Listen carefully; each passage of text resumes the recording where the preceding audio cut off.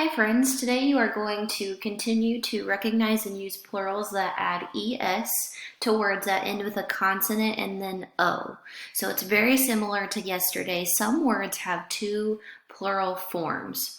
So two different types of spellings are accepted. However, just like yesterday again, there are some words that do not have more than one spelling.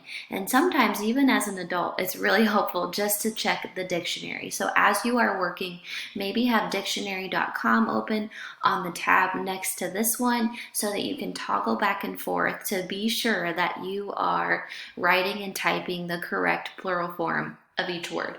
So we're going to take a look at words that have two and words that just have one, so those exception words. All right, the directions say, check the dictionary as you write plural forms of words. Say the words in the first column. Be sure to read these aloud to yourself.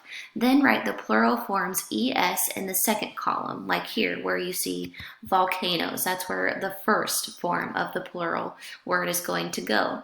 Then if the word has a second plural form, s, you will add it here where you see volcanoes with an s on the end. So let's take a look at the word hero.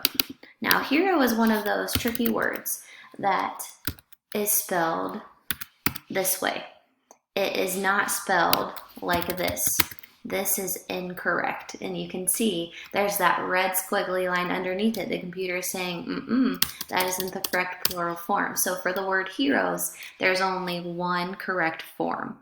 Let's look at the word domino. We're skipping down just a little bit. I'm just double clicking to begin typing. And I know that the word dominoes can have both.